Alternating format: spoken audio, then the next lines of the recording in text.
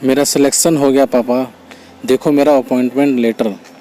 संजना हाथ में लेटर लहराते हुए आंधी की तरह घर में घुसी।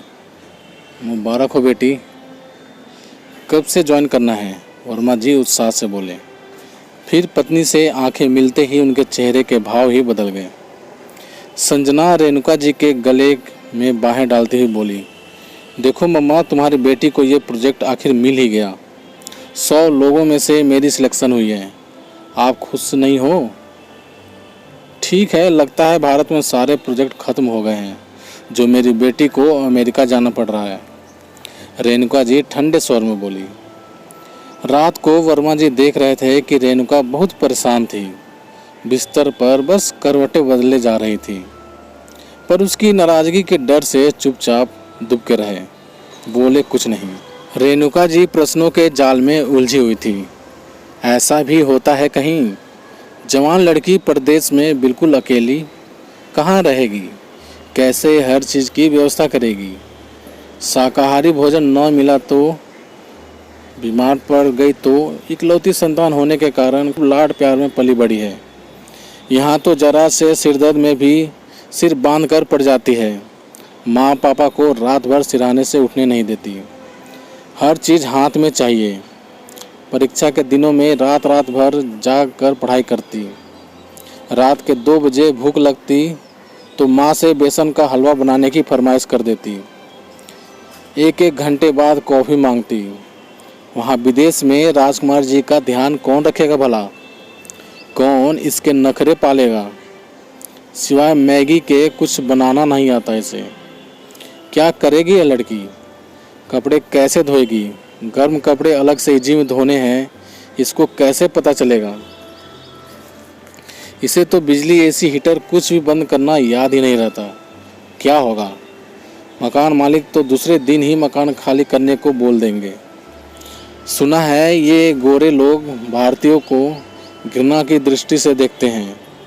फिर संजना गई भी अपने माता पर, पिता पर है। रूप रंग ढला ढला सा है। ऐसा न हो इसके साथ बुरा सलूक करें। रेणुका जी के मन में अनगिनत सवाल और उलझनें थीं। पिछले 1 महीने से वर्मा जी और संजना समझा समझा कर थक गए, लेकिन माँ का मन था कैसे समझता। और आखिरकार जाने का दिन आ ही गया। माँ 10 दिन से पैकिंग में लगी हुई हैं। वो हर ज़रूरत की चीज़ बेटी को देना चाहती हैं, लेकिन संजना सामान का भार ज़्यादा होने की दुहाई देकर सब निकाले ही जा रही है। माँ की बात बात पर आंसू निकल जाते। माँ को रोता देखकर पिता का दिल भी भर आता, लेकिन वे दिल को मजबूती से थामे हुए थे। माँ को भी लाख समझाया कि बच्चों के भविष्य की राह में हमें भावना की रोड़े नहीं अटकाने चाहिए। संजना कितनी उत्साहित थी इस प्रोजेक्ट को लेकर। रेणुका जी खामोशी से उनकी बातें सुनती, पर आंसू थे कि बांध तोड़ बह जाते। एयरपोर्ट पर संजना को छोड़ने के बाद रेणुका जी बेहद उदास हो गई। पति से बोली, देखो जी, अपनी बिटिया तो बड़ी निठुर निकली। झट से अपना परिवार छोड़कर चली गई। आँख में एक आंसू तक नहीं आया। कितनी खुश होकर हाथ हिला हिलाकर टाटा कर रही थी। पापा झूठी हंसी हंसते हुए बोले, आखिर मेरी बेटी है, बहादुर बेटी। और फिर ये कौन सी जीवन भर के लिए चली गई है? 1 साल की बात है, लौट आएगी। फिर पत्नी की आंखें पोंछते हुए बोले, कल को शादी नहीं करोगी क्या लड़की की? घर बैठा कर रखना है क्या उसे? अच्छा हुआ साल भर में उसके बिना रहने की आदत तो पड़ जाएगी। घर क्यों बैठा कर रखूँगी? शादी करके खुशी खुशी भेजूँगी उसे ससुराल। लेकिन परदेश जाने की क्या ज़रूरत थी? अगर विदेश जाना भी था तो शादी के बाद अपने पति के साथ चली जाती। कुछ नाराज़गी से पति से बोली, ये सब आपके लाड़ प्यार का नतीजा है। आप इसे हर बात में इसका साथ देते हो। नौकरियों की कमी है क्या अपने देश में? छोड़ देती है नौकरी। अब जब तक इसका पहुंचने का फ़ोन नहीं आएगा, मेरा जी घबराता रहेगा। वर्मा जी पत्नी की बातों को मजाक में उड़ाते रहे। रेणुका जी ने रात खाना खाया और न ढंग से सोई।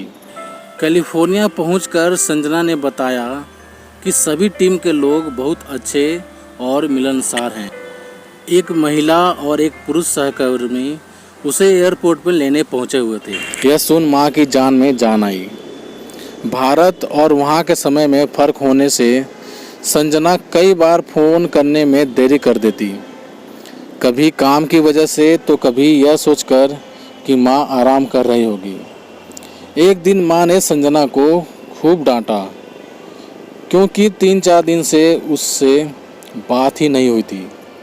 संजना ने बताया कि उसकी तबीयत खराब हो गई थी। उसकी तबीयत बिगड़ वहाँ रहने वाली उसकी अमेरिकन मकान मालिक ने उसकी देखभाल की। उसके पाकिस्तानी सहयोगी ने अपनी पत्नी से उसके लिए दलिया, खिचड़ी आदि बनवाई और उसकी जर्मनी रूममेट उसे अस्पताल ले जाती रही। उसके लिए शाकाहारी भोजन की व्यवस्था भी करती रही। रेणुका जी के चेहरे पर एक रंग आ रहा था, एक रंग जा रहा था। सारी बातें सुनकर वर्मा जी ने कहा, देखा रेणुका, मैं न कहता था हमारी संजना बहुत सयानी है। कितनी जल्दी उसने अपने व्यवहार से सबका दिल जीत लिया। खून से जुड़े रिश्तों से हटकर बना उसका नया परिवार कितना काम आया। ये जात पात धर्म की दीवारें बेमानी हैं। असली धर्म मानवता है। इंसान का इंसान से रिश्ता महत्वपूर्ण है। बच्चे जब घर से बाहर निकलते हैं तब उनका एक और परिवार होता है, उनके मित्र और सहकर्मी, फिर वो चाहे देश के हों या विदेश के। वसुधैव कुटुंबकम, सारी धरती एक कुटुंब ही तो है। और रेणुका जी हाँ हाँ में सिर हिलाते हिलाते पति के सीने लगकर फिर रो पड़ी, लेकिन इस बार ये आंसू खुशी और संतोष के थे। तो दोस्तों, आप सभी को ये कहानी कैसी लगी प्लीज़ कमेंट करके हमें ज़रूर बताना। यदि कहानी आप सभी को अच्छी लगी हो तो लाइक करना, शेयर करना, चैनल पर नए हो तो चैनल को सब्सक्राइब भी ज़रूर कर देना। तो चलिए दोस्तों, मिलते हैं आप सभी से एक और नई कहानी के साथ। तब तक के लिए जय हिंद, वंदे मातरम।